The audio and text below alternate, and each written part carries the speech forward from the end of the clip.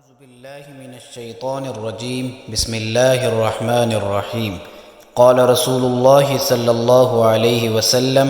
أنا وكافل اليتيم في الجنة هكذا صدق اللہ العظیم۔ تمام تعریفیں اس رب کائنات کے لیے ہیں جس کے قبضہ قدرت میں تمام مخلوقات کی جان ہے۔ درود و سلام نبی آخر الزمان خاتم الانبیاء امام الانبیاء حضرت محمد الرسول اللہ صلی اللہ علیہ وسلم کی ذات اقدس پر۔ رسول اللہ صلی اللہ علیہ وسلم نے اس حدیث مبارکہ میں فرمایا ہے، میں اور یتیم کی کفالت کرنے والا جنت میں اکٹھے ہوں گے۔ اس بارے میں حضرت سہل بن سعد رضی اللہ تعالیٰ عنہ فرماتے ہیں کہ ایک موقع پر اللہ کے نبی علیہ الصلوۃ والسلام نے فرمایا، میں اور یتیم کی کفالت کرنے والا یعنی یتیم کے اوپر رحم کا ہاتھ رکھنے والا قیامت کے دن ایسے ہوں گے، یعنی اپنی شہادت کی انگلی اور درمیان والی انگلی کے درمیان تھوڑا فاصلہ رکھ کے، جس طرح ہم کہہ سکتے ہیں کہ وکٹری کا نشان بنا کے اللہ کے نبی علیہ الصلوۃ والسلام نے فرمایا قیامت کے دن وہ شخص اور میں اس طرح ہوں گے۔ اسی طرح اللہ کے نبی نے ایک اور حدیث مبارکہ میں فرمایا ہے، حضرت ابو ہریرہ رضی اللہ تعالیٰ عنہ سے روایت ہے، وہ فرماتے ہیں کہ اللہ کے نبی نے فرمایا کہ دنیا کے اندر جس شخص نے یتیم کے ساتھ نرمی والا معاملہ فرمایا، اللہ تعالیٰ اس کے لیے جنت کے راستے کھول دے گا، اور جس شخص نے یتیم کے ساتھ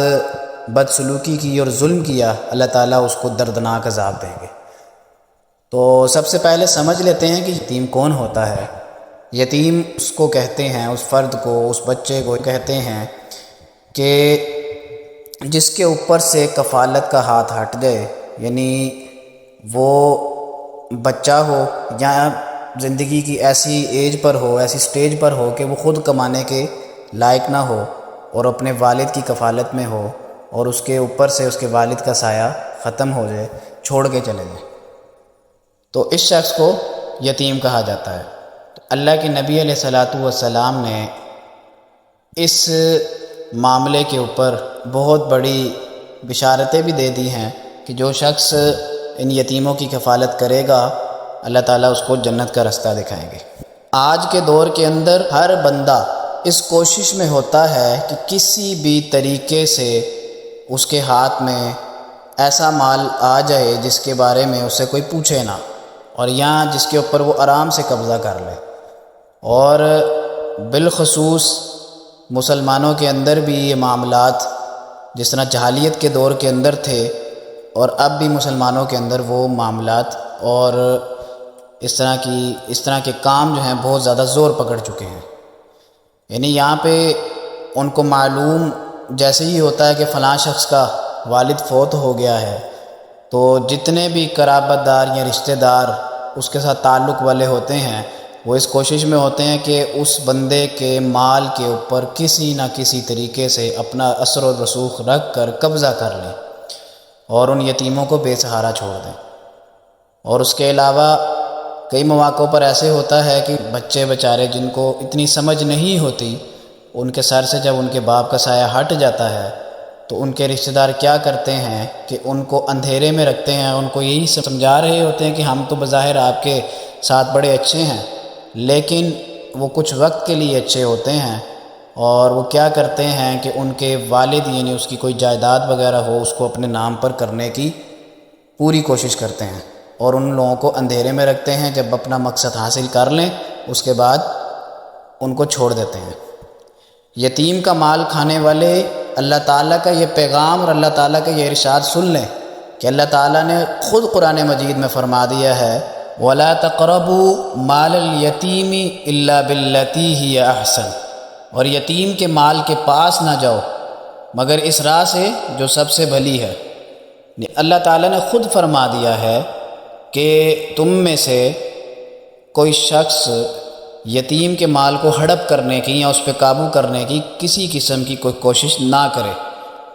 اور کوشش کرے تو بھلی کوشش کرے۔ وہ کیا ہے کہ جب کوئی جوان یا کوئی بچہ جو کہ ابھی اپنے وسائل کو خود سنبھالنے کے قابل نہیں ہوتا، اس چھوٹی عمر میں ہی وہ یتیم ہو جاتا ہے، تو اس کے ساتھ بھلائی والا سلوک کیا جائے، اس کے ساتھ بھلائی والا سلوک یہ کیا جائے کہ اس کی کفالت کی جائے اور اس کے جو بھی معاملات ہیں اپنا معاملہ سمجھ کر اس کے ساتھ اچھا سلوک کیا جائے۔ اور ہر مسلمان کے لیے یہ چلتی پھرتی جنت بھی ہے کہ جب تک وہ اس یتیم کی کفالت کرتا رہے گا، جب تک وہ یتیم اپنے آپ قابل نہیں ہو جاتا، یعنی اس کی تکلیفیں برداشت کرے گا، اس کے اخراجات کو برداشت کرے گا، تو اللہ تعالیٰ نے بھی فرما دیا ہے کہ جو یتیموں کے ساتھ اچھا رحم والا معاملہ کرے گا تو اللہ تعالیٰ قیامت کے دن اس کے ساتھ رحم والا معاملہ کریں گے۔ اور نبی علیہ الصلاۃ والسلام نے خود فرما دیا ہے کہ قیامت کے دن وہ میرا ہمسایہ ہوگا، اپنی 2 انگلیوں کا اشارہ کر کے۔ ہم سب کو یہ چاہیے کہ ہم اس بات کو سمجھیں اور اپنے معاشرے کے اندر کوشش کریں کہ اس چیز کی ہم تلاش کریں کہ ہمارے ہاں اگر کوئی ایسے لوگ موجود ہیں ان کو اپنی کفالت میں لیں، اور اس سوچ سے لیں کہ اللہ تعالیٰ ہمیں اس کا بہترین اجر دے گا اور اللہ تعالیٰ ہمیں اس ذریعے سے جنت میں داخل کرے گا۔ اللہ تعالیٰ سے دعا ہے کہ ہمیں ان تمام باتوں پر عمل کرنے کی توفیق عطا فرمائے، ایسے برے کام سے جس سے ہماری جنت کا داخلہ بند ہو جائے گا، اس برے کام سے ہمیں باز رہنے کی توفیق عطا فرمائے۔ وما علینا الا البلاغ المبین۔